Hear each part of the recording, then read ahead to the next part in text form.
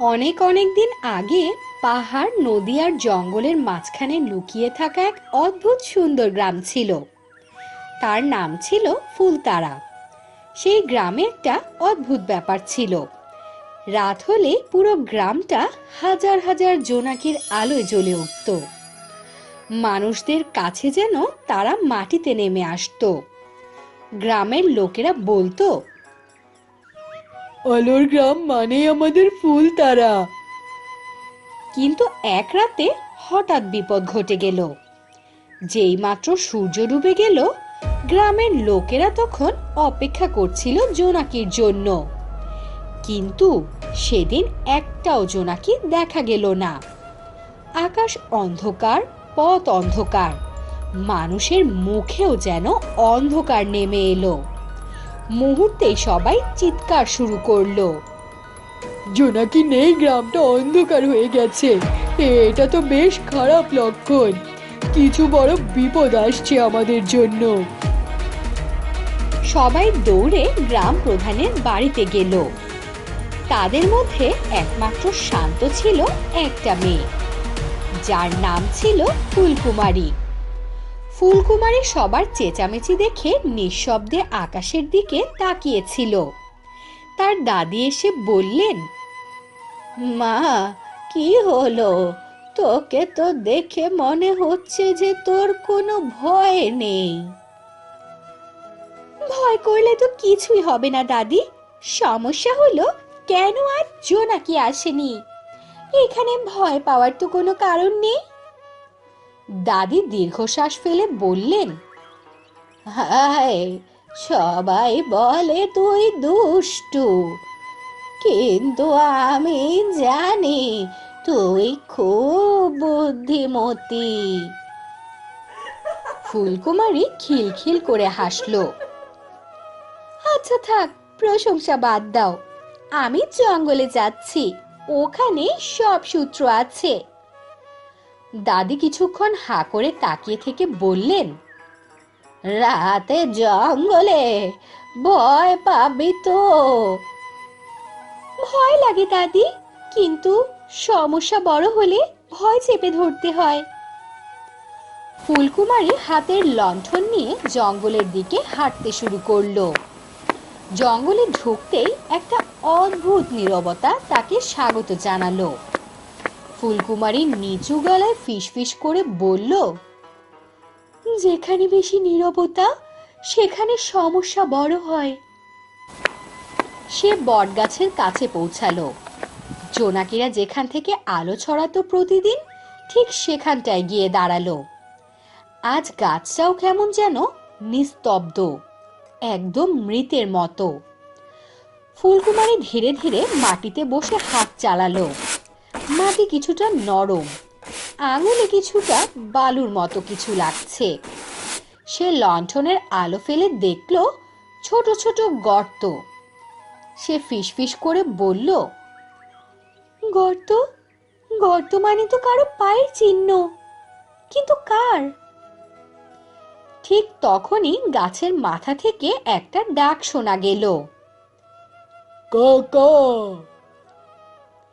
চিল নিচে নেমে এসে পাতায় বসলো এবং বলল, তুই এখানে? সবাই তো দৌড়ে গ্রাম প্রধানের কাছে ছুটেছে। ওরা ভিড়ে সমস্যার সমাধান করে না চিলদা, ওরা শুধু ভয় ভাগাভাগি করে। আমি সমস্যা জানতে এসেছি। চিল মাথা নাড়ল। বাতাস থেমে গেছে আজ, জোনাকিরা উঠতে পারছে না। ফুলকুমারী ভ্রুকুচকে জিজ্ঞেস করলো, বাতাস থেমে গেছে? বাতাস কি কারো কথায় থামে নাকি? চিল বলল, হাওয়ার রাস্তার সামনে পাথরের দেয়াল, তাই বাতাস ঢুকছে না। ফুলকুমারের চোখ জ্বলে উঠল। হাওয়ার রাস্তা আটকানো? কে এমন করবে? চলো দেখি তো। চিল ফুলকুমারীকে পাহাড়ের গায়ে একটি সরু ফাটলের কাছে নিয়ে গেল। এই ফাটল দিয়েই প্রতি রাতে হাওয়া এসে জঙ্গল থেকে আর গ্রামকে ঠান্ডা করত। কিন্তু আজ ফাঁকাটা বড় বড় পাথর দিয়ে ভর্তি। ফুলকুমারী হাঁ করে বলল, এগুলো কেউ ইচ্ছে করে বসিয়েছে, কিন্তু কেন? ঠিক তখনই পাশের ঝোপে কিছু একটা নড়ে চড়ে উঠল। ফুলকুমারী বলল, কে কে আছো ওখানে? এক্ষুনি বেরিয়ে এসো। ধীরে ধীরে এক ছোট্ট খরগোশ বেরিয়ে এলো। মোটা সোটা, গা কেমন ভেজা ভেজা, এবং সে ভয়ে খুব কাঁপছিল। দিদি, রাগ করো না, আমি করেছি কাজটা। ফুলকুমারী বেশ বিস্মিত হলো। তুই তুই বাতাসের পথ আটকাস কেন? খরগোশ মাথা নিচু করে বলল, হাওয়া আসলেই আমার বাসা উড়ে যায়, আমি ভয় পাই, আমি তাই ভয়ে ভেতরে পাথর ঢুকিয়ে রেখেছিলাম। ফুলকুমারী খুব নরম গলায় বলল, তুই ভয়ে এই কাজ করেছিস? খারাপ উদ্দেশ্যে না, কিন্তু এত বড় রাস্তা বন্ধ করলে পুরো গ্রাম তো অন্ধকারে ডুবে যায়। সমস্যা এখানে একটাই, আর তার সমস্যার সমাধান করতে হবে। 10টা সমস্যা বাড়িয়ে বসে আছিস, তোকে নিয়ে আরেক জ্বালা। খরগোশ কেঁদে ফেলল। এখন কি হবে? সমস্যা তৈরি হয়েছে, মাথা কাটিয়ে সমাধানও করতে হবে।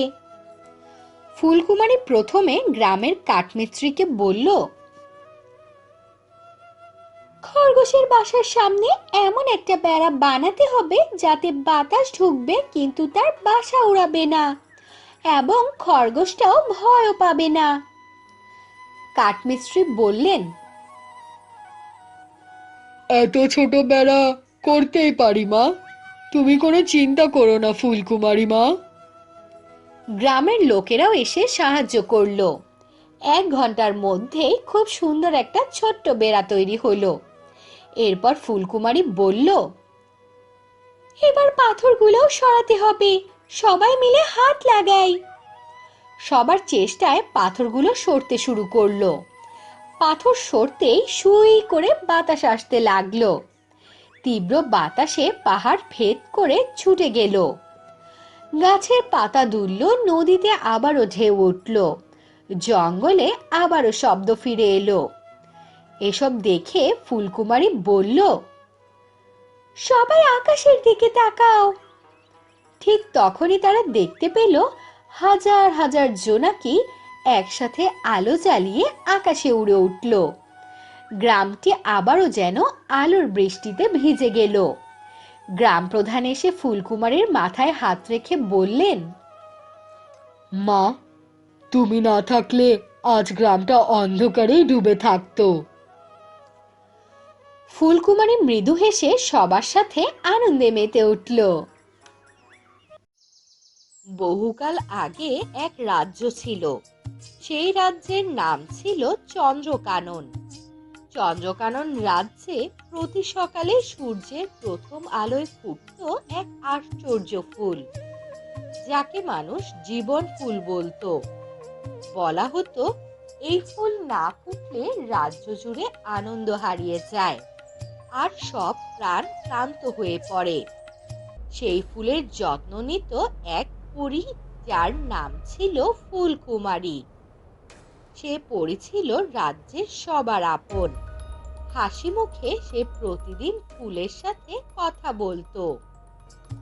কেমন আছো প্রিয় ফুলেরা? আজ তোমাদের অন্য দিনের চেয়ে আরো বেশি সুন্দর দেখাচ্ছে।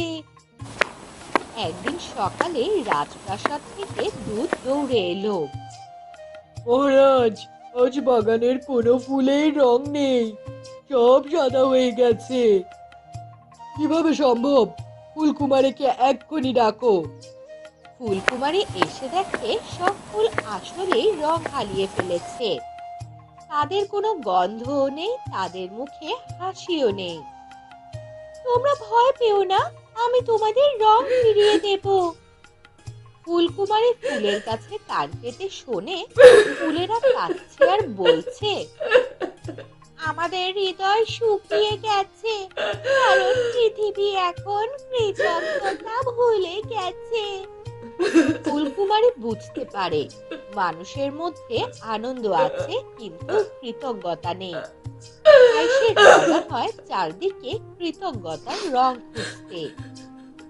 প্রথমে সে যায় এক দরিদ্র গ্রামে।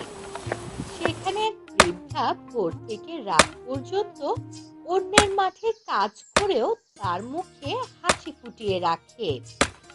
তুমি তো অনেক কষ্ট পাও, তবুও এত হাসো কেন? হাসি ছাড়া তো সকাল ফোটে না মা, আমি বেঁচে আছি, এটাই তো আমার সবচেয়ে বড় উপহার। ফুলকুমারী হাসে, আর তার ডানার এক প্রান্তে হালকা গোলাপি রং জ্বলে ওঠে। তারপর সে যায় এক বনে, যেখানে সে এক আহত হরিণকে দেখতে পায়।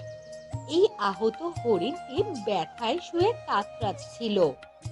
ফুলকুমারী তার ঘাস সারিয়ে দেয়।